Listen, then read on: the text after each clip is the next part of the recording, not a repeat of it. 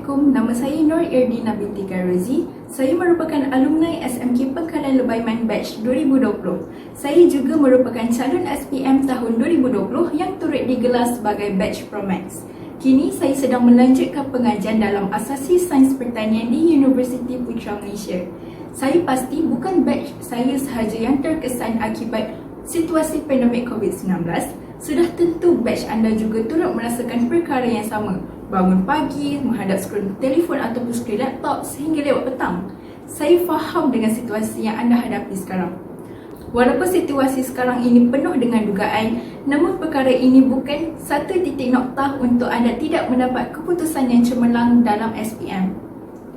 Saya yakin batch anda mampu untuk mendapat keputusan SPM yang jauh lebih cemerlang daripada batch sebelum ini dan mampu menaikkan nama SMK Pengkalan Lebaiman ke peringkat yang lebih tinggi. Jadi di sini saya akan kongsikan beberapa cara dan tips belajar yang saya lakukan semasa di peringkat sekolah sehingga sekarang. Antara cara belajar yang anda boleh lakukan semasa di sekolah maupun dalam kelas atas talian adalah fokus semasa guru sedang mengajar. Mungkin ada yang tertanya-tanya, bagaimana cara fokus yang berkesan semasa di dalam kelas, terutama sekali dalam online kelas kan? Pertama sekali, anda perlu pandang muka cikgu ketika cikgu sedang mengajar. Jika cikgu sedang terangkan sesuatu perkara, pandang muka cikgu. Perkara ini sangat membantu saya kerana saya tahu cikgu akan sentiasa memantau murid dan cikgu akan cakna tentang aktiviti yang anda lakukan. Jadi, untuk memastikan teknik ini lebih berkesan, anda boleh buka kamera semasa online kelas. Mungkin anda akan rasa macam buka kamera ni bukan suatu inisiatif yang mudah sebab anda perlu gunakan internet yang banyak untuk buka kamera kan. Tapi tanpa kita sedar, bila kita buka kamera, cikgu akan lebih bersemangat untuk mengajar. Dan bukan sahaja cikgu yang akan dapat manfaat tu, anda juga akan merasakan anda akan lebih faham sebab anda lebih fokus dalam kelas kalau anda buka kamera. Okey? Seterusnya, anda boleh menyalin nota ketika guru anda sedang mengajar. Tapi bukan anda menyalin nota daripada buku teks. Namun, anda perlu menyalin nota yang apa yang cikgu anda sedang cakap. Kerana setiap penerangan yang cikgu beri adalah satu nota untuk awak. Daripada awak melukis benda yang bukan-bukan, macam kadang-kadang awak lukis muka orang, kadang-kadang awak lukis mata. Saya tahu sebab saya pun buat benda yang sama. Jadi, daripada awak melukis semua benda tu, baik awak salin apa yang cikgu tengah cakap. Sebab itu akan membantu awak dalam peperiksaan. Kemudian, langkah seterusnya ialah anda perlu buat latihan dengan banyak. Saya faham bila kita cakap pasal online class, cikgu akan bagi kerja rumah yang sangat banyak sebab cikgu akan rasa macam bila kita kat rumah kita lebih banyak masa. Tapi saya tahu bila cikgu bagi kerja rumah banyak, awak tak ada masa untuk buat latihan sendiri. Jadi antara cara yang saya lakukan sebelum ni, saya akan jadikan kerja rumah tersebut sebagai latihan sendiri supaya saya tidak perlu membuat ulang kaji dengan lebih mendalam lagi lepas tu. Contohnya, kalau cikgu bagi homework pasal satu topik tu, lepas tu saya tak payah ulang kaji dah pasal topik tu sebab saya dah ulang, dalam masa yang sama saya dah ulang kaji dah. Walaupun benda tu kita anggap sebagai homework, tapi masa kita buat kerja rumah tu, kita jangan buat untuk siapkan je. Korang boleh tulis nota ringkas dekat sebelah soalan. Korang boleh buat peta minda untuk ringkasan kepada sesuatu tajuk. Okey? Mungkin anda akan rasa macam benda ni dah nak buat soalan kan, lepas tu nak salin nota lagi, nota ringkas lagi kat tepi tu. Benda ni akan makan masa. Tapi percayalah, perkara ni takkan merugikan masa awak pun. Benda ni awak akan lebih ingat pada topik tu dan banyak lagi lah kelebihan lain. Korang boleh try dulu dan kalau benda ni bermanfaat, korang boleh teruskan lah. Okay? Kemudian, saya akan kongsikan beberapa tips yang saya rasa anda pun boleh lakukan ketika belajar. Okay? Apa yang saya buat kalau saya tak faham tentang sesuatu soalan? Okey. Pertama sekali, saya akan cari kata kunci ataupun cari keyword pada soalan tu. Bila saya dah jumpa kata kunci pada soalan, kemudian saya akan cari kata kunci tu di Google. Okey? Kemudian saya akan fahamkan dulu apa yang Google tu sampaikan. Saya akan fahamkan dulu. Kemudian, kalau saya betul-betul tak faham dengan apa yang Google tu cuba sampaikan, saya akan rujuk dekat cikgu. Saya baru akan tanya cikgu pasal sesuatu soalan tu. Sebab apa saya buat macam tu? Sebab sekurang-kurangnya sebelum saya tanya cikgu, saya masih ada effort, saya masih ada usaha sebelum saya tanya cikgu. Bukan saya hanya tanya cikgu sekadar membuta tuli. Okey? Contohnya, kalau korang tak faham sesuatu soalan, korang cuba buat dulu. Sekali korang tak tahu ataupun korang stuck dekat mana-mana, baru korang snap gambar tu tunjuk kat cikgu. Itu satu effort yang sangat bagus sebenarnya. Bukan korang hanya snap soalan tanya cikgu, cikgu macam nak buat benda ni.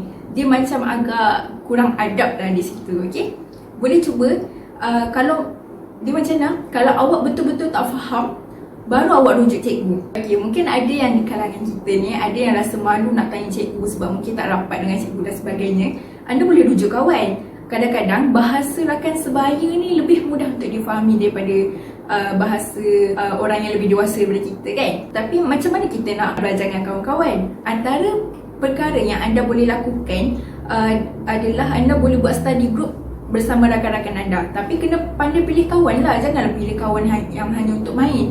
Yang pilih kawan yang betul-betul nak belajar. Waktu saya belajar dengan kawan-kawan, saya buat study group kat rumah. Tapi saya faham dalam situasi pandemik ni mungkin agak sukar untuk buat dekat rumah. Jadi korang boleh buat virtual meeting. Korang boleh pakai Zoom, korang boleh pakai Google Meet. Kalau korang tak reti pakai benda-benda tu, mungkin korang boleh video call je dengan diorang kan. Okay, saya nak share kat sini. Kalau korang kalau lah satu hari nanti sekolah dah dibuka, saya syorkan korang untuk guna kemudahan yang ada di sekolah. Apa kemudahan yang ada di sekolah?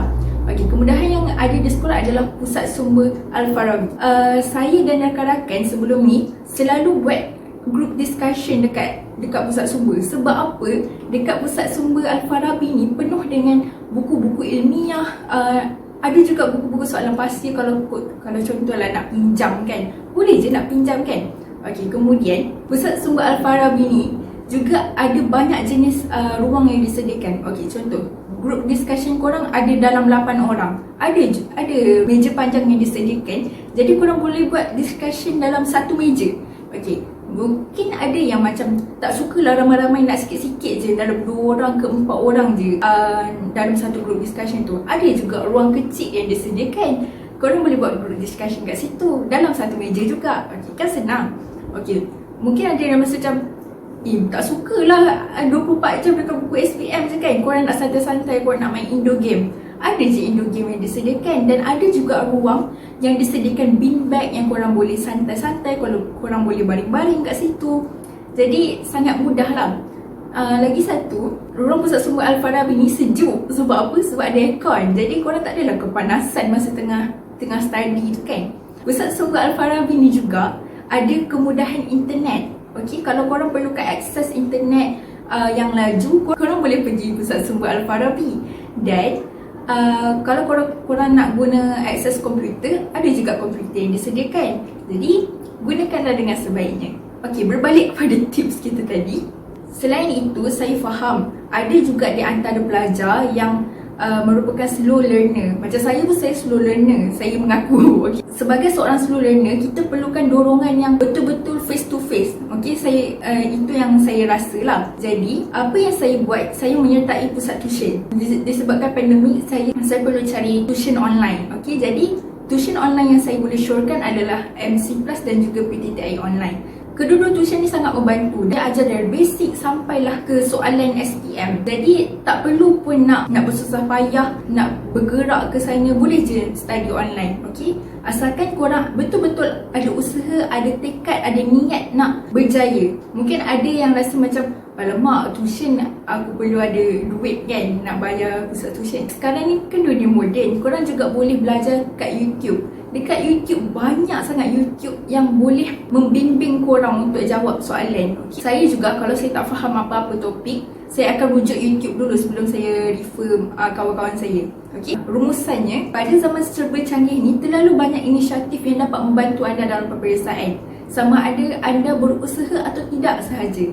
Pilihan kejayaan di tangan anda. Okey, itu baru tips yang pertama. Dah panjang lebar kan? Okey, untuk tips yang kedua, saya akan kongsikan cara belajar sendiri di rumah. Dan saya akan bahagikan cara belajar ni kepada 2 bahagian. Bahagian yang pertama adalah subjek hafalan dan subjek kiraan. Okey, saya akan terangkan. Untuk subjek hafalan seperti biologi, pendidikan Islam, okey, saya akan biasanya menggunakan teknik active recall.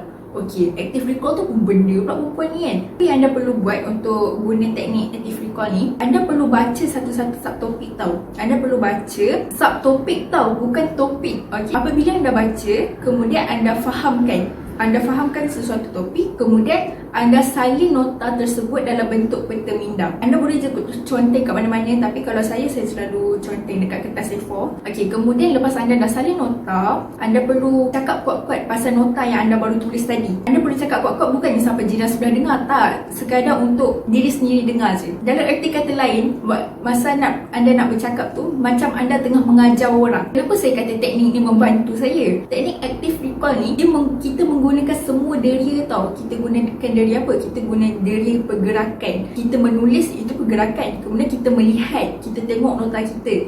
Kemudian kita mendengar, kita bercakap, lepas tu kita mendengar. Jadi, apa yang saya dapat kalau saya guna active recall ni? Kesan dia, nanti korang cepat ingat apa yang korang hafal tadi. Jadi, kalau korang nak cuba, boleh cuba. Tak ada masalah, tak ada halangan apa. Cuma kekurangan dia perlu banyak masa lah kat situ kan. Tapi kalau korang jenis cepat pick up, saya rasa tak ada masalah pun. Cuba dulu. Kemudian, untuk subjek kiraan pula, lain tak bukan, korang kena buat latihan lah. Korang kena buat banyak sangat latihan. Perlu sentiasa buat latihan yang cikgu bagi tau. Jangan pernah skip latihan yang cikgu bagi. Sebab cikgu lebih tahu awak dah sampai basic ke belum, basic awak dah mahir ke belum. Cikgu lebih tahu. Okey, lagi-lagi pula cikgu pengkalan Lubaiman ni lebih lagi lah dia tahu kan apa kekurangan murid dia, apa kelebihan dia. Jadi, jangan pernah tak buat homework, sentiasa buat homework. Utamakan homework dulu daripada latihan biasa awak, okey?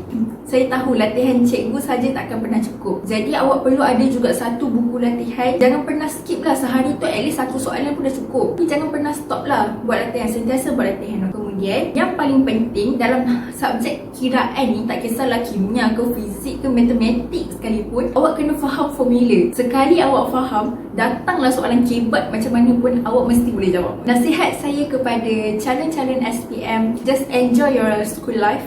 Jangan terlalu stres sampai tak ada masa dengan kawan-kawan, tak ada masa dengan keluarga. Dalam masa sekarang ni, awak spend time masa dengan diorang. Sebab bila awak dah masuk zaman universiti, zaman sambung belajar ni, agak sukar sikit awak nak bergaul mesra dengan diorang kan. Jadi, enjoy je masa awak sekarang. Tapi, dalam tempoh SPM ni, jangan terlalu enjoy sampai awak abaikan pelajaran awak. Bagihkan masa, ada masa untuk enjoy, ada masa untuk belajar. Belajar, enjoy. Okay? Kalau awak rasa awak dah terlambat untuk improve result awak percaya cakap saya, awak masih ada masa untuk perbaiki kelemahan awak. Tapi bila saya kata ada masa lagi, jangan awak rasa macam, oh perempuan ni kata ada masa lagi, nantilah sebulan sebelum SPM baru aku improve. Jangan. Awak improve dari sekarang. Bila once awak improve dari sekarang, awak lebih mahir, okay, dalam sesuatu topik tu. Kemudian, mungkin ada yang rasa macam, kalau aku buat result ni pun, kalau tak okay pun bukan, tak ada siapa yang nak terkesan pun kecuali diri aku. Tapi, memanglah awak yang akan bawa result awak nanti. Tapi, awak tak nak ke tengok mak ayah awak tersenyum bila tengok result awak? Jangan diorang tertawa sebab sekadar tutup kesedihan dia sebab result awak. Okey, jadi fikir mak ayah awak juga. Okey, jangan buat keputusan sekadar untuk diri sendiri. Saya rasa itu sahaja daripada saya. Selamat maju saya dan terima kasih. Okay. Okay, it's a wrap. Yay!